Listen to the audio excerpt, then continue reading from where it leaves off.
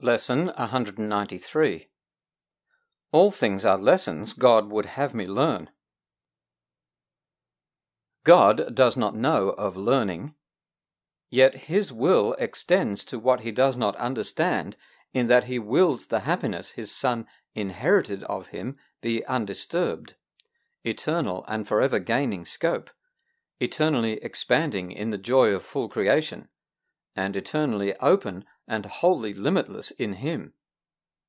This is his will, and thus his will provides the means to guarantee that it is done. God sees no contradictions, yet his Son believes he sees them. Thus he has a need for one who can correct his erring sight, and give him vision that will lead him back to where perception ceases.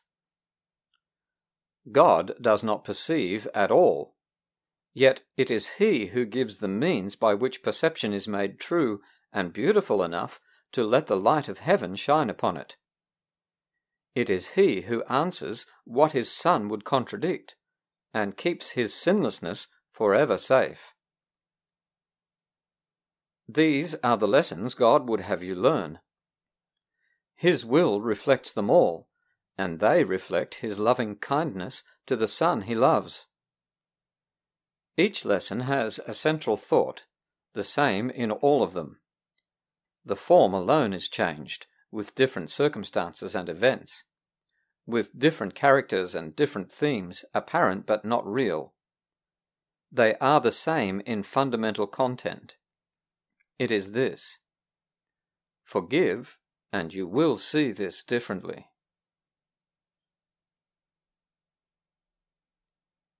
Certain it is that all distress does not appear to be but unforgiveness.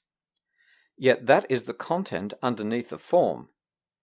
It is this sameness which makes learning sure, because the lesson is so simple that it cannot be rejected in the end. No one can hide forever from a truth so very obvious that it appears in countless forms, and yet is recognized as easily in all of them, if one but wants to see the simple lesson there. Forgive, and you will see this differently. These are the words the Holy Spirit speaks in all your tribulations, all your pain, all suffering, regardless of its forms. These are the words with which temptation ends, and guilt, abandoned, is revered no more. These are the words which end the dream of sin, and rid the mind of fear. These are the words by which salvation comes to all the world. Shall we not learn to say these words when we are tempted to believe that pain is real, and death becomes our choice instead of life? Shall we not learn to say these words when we have understood their power to release all minds from bondage?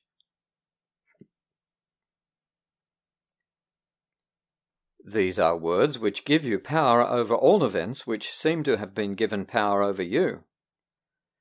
You see them rightly when you hold these words in full awareness. And do not forget, these words apply to everything you see, or any brother looks upon amiss. How can you tell when you are seeing wrong, or someone else is failing to perceive the lesson he should learn? Does pain seem real in the perception?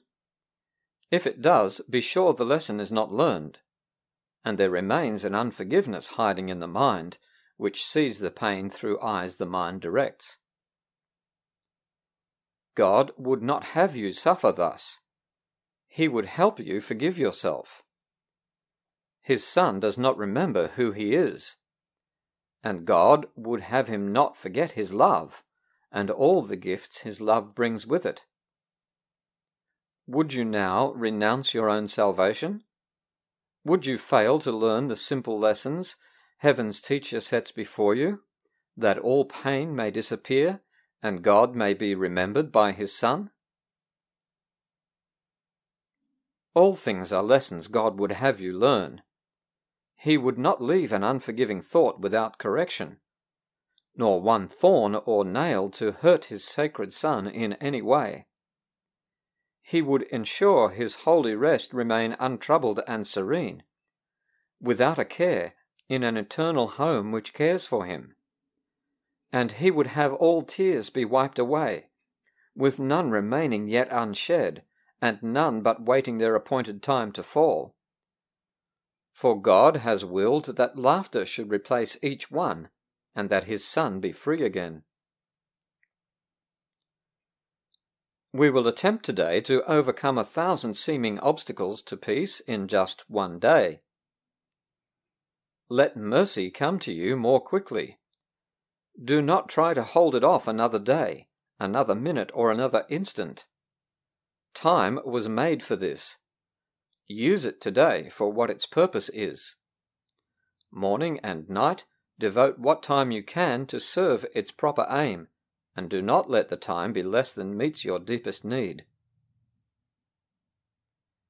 Give all you can, and give a little more, for now we would arise in haste and go unto our Father's house. We have been gone too long, and we would linger here no more. And as we practice, let us think about all things we saved to settle by ourselves and kept apart from healing. Let us give them all to him who knows the way to look upon them, so that they will disappear. Truth is his message. Truth his teaching is. His are the lessons God would have us learn.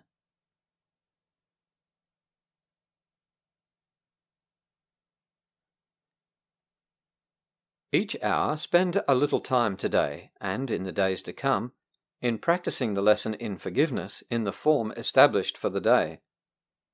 And try to give it application to the happenings the hour brought, so that the next one is free of the one before. The chains of time are easily unloosened in this way. Let no one hour cast its shadow on the one that follows, and when that one goes, let everything that happens in its course go with it. Thus you will remain unbound, in peace eternal in the world of time.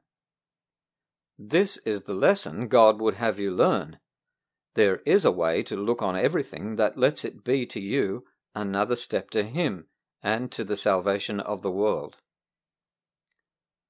To all that speaks of terror, answer thus: I will forgive, and this will disappear. To every apprehension, every care, every form of suffering, repeat these self-same words, and then you hold the key that opens heaven's gate, and brings the love of God the Father down to earth at last, to raise it up to heaven. God will take this final step Himself. Do not deny the little steps He asks you to take to Him.